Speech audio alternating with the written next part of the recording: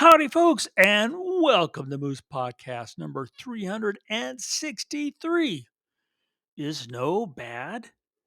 How you folks doing? Hey, it's been another great week. I want to really thank some of you for just some really great conversations by email. Um, Part of it comes from a couple of things I've said on the podcast. Another thing came from what I posted this past week on my Instagram. And that comes from the generative AI actions provided by Doc Brown, also known as Russell Brown, at Photoshop World, where taking your photograph and running in Russell's actions, you get artwork,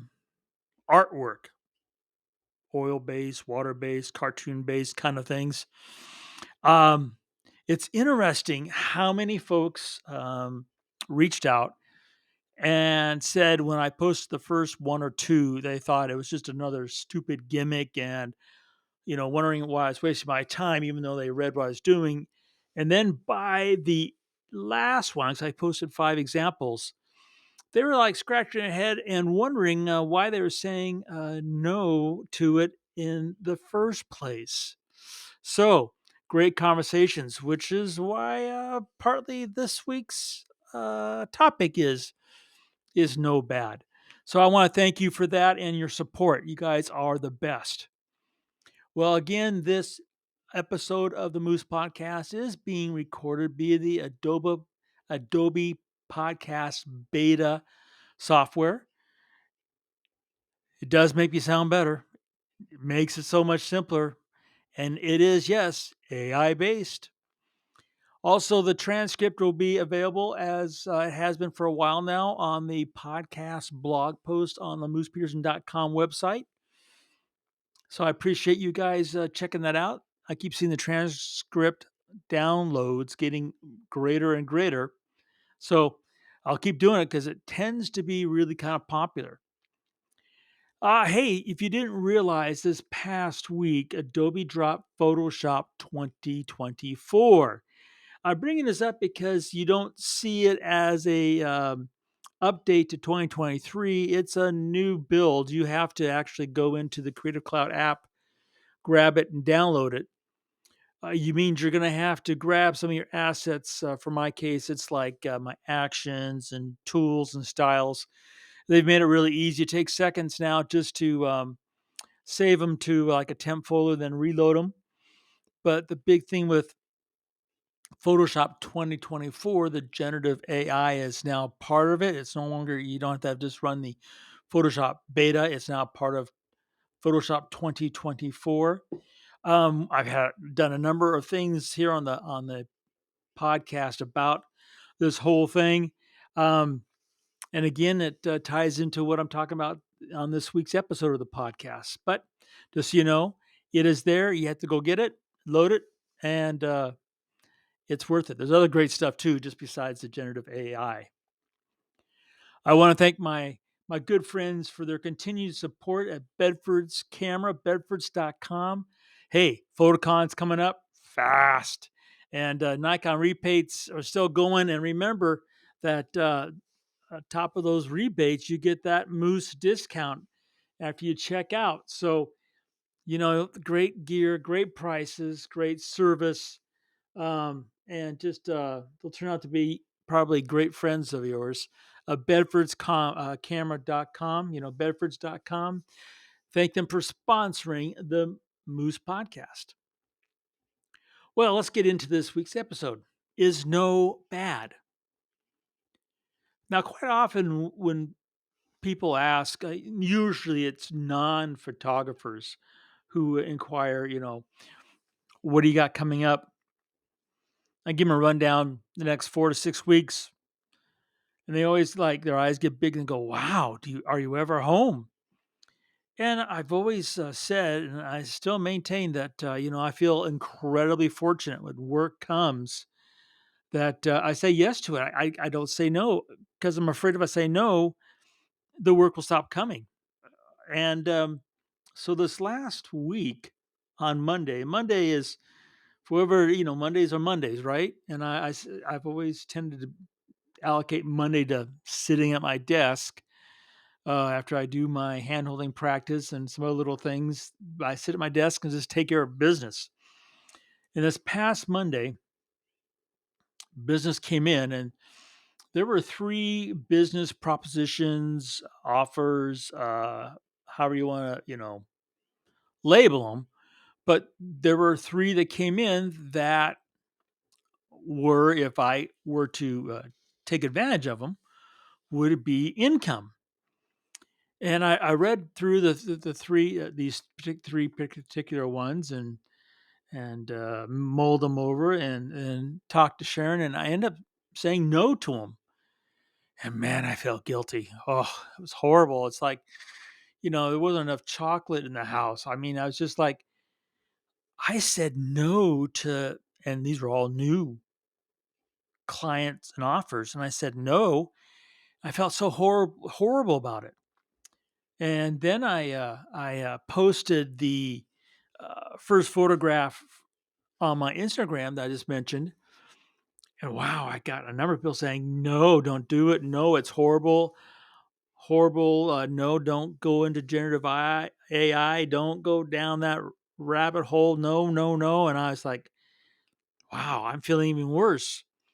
Now, as I mentioned, just go back a second on the Instagram post. In case you've not seen them or didn't read the what I write, and a lot of people don't read what I write. I understand that, but the basic crux is that a couple times in the past, a plane owner or a pilot receives my photograph of their aircraft and they really like it, and they go, "Hey, we're looking for a cartoon kind of illustration to use, and typically on a back of a T-shirt."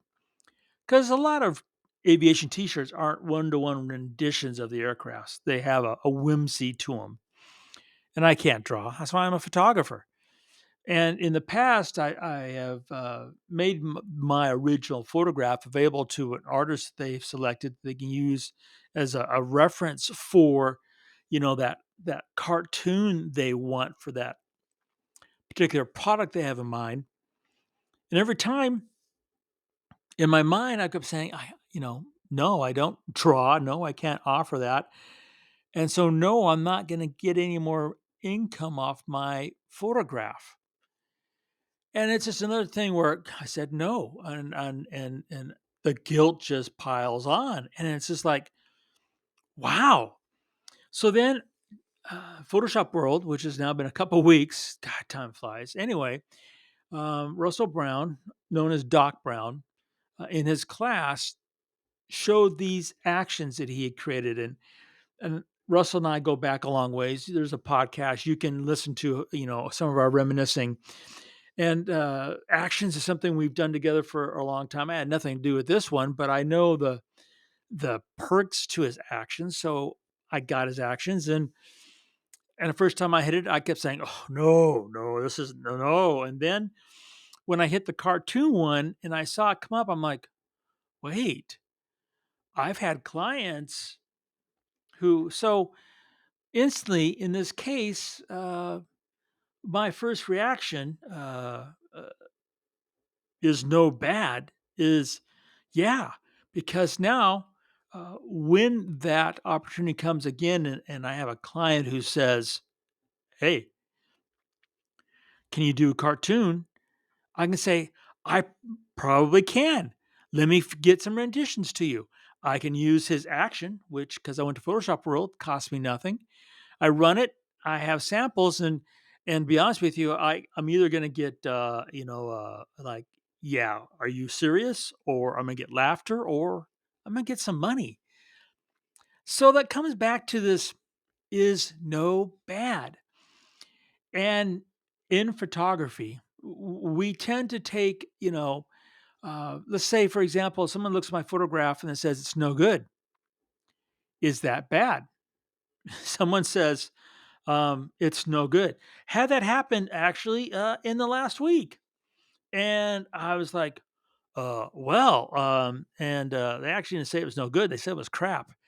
And I'm like, Oh, okay. Well, and I didn't like say you're wrong or you're an idiot. I said, basically, sorry, you're not happy with it, and then I want to start looking at things going on, and it comes to find out that it actually wasn't me. It was on the other end in the way that. So in this case, it's no good. Uh, it's something that you shouldn't take as a bad thing or as an insult. You should take it as rocket fuel to your let's figure out how to get this thing dealt with. Is it actually bad or not bad? And if it is bad, why? What can I do to make it better? We are on this, and we, as not just photographers and not just creatives, but most who are, spend so much time on their device looking at things like Instagram and I don't know, Twitter, X, Twitter, whatever you want to call that thing. That doesn't help us either, having the fact that it's no got definitive character anymore. Anyway, we're looking at that and we tend to say, oh, we are no good. We are going nowhere. No is bad. When really we're being influenced by uh, things, visions, wording, manipulations, cropping, little simple itty bitty snapshots of a thing, a person's life, an adventure, and we're filling in the blanks, and it's taking what should be a positive and making it very negative. Is no bad. It is not. Why did I feel so guilty when I said no to those 3 business opportunities? I don't know, because even going back and I looked at them multiple times after I said no, they weren't really good for WRP or myself. They weren't.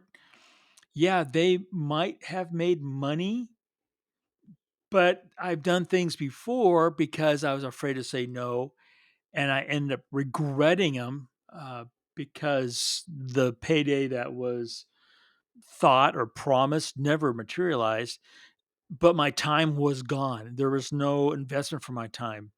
And I think that photographers, in this process of being creative, of going out,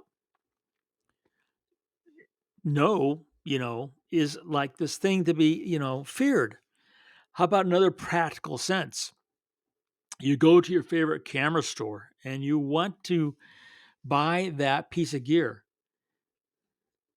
You get to the camera store and you've read all the specs, you've heard all the, and you pick it up, and I bring this up because 2 people brought it up to me this past week, and it's very valid. You actually get it and you go like, "No, this," in one case, it was heavier physically than the person wanted to have to handhold or carry around, which is a very valid reason to say no. And the other person, because it didn't perform like they thought it should, and that's another reason why to say no. But in both cases, they kind of felt like, everybody else loves it. What's with me? So is no bad.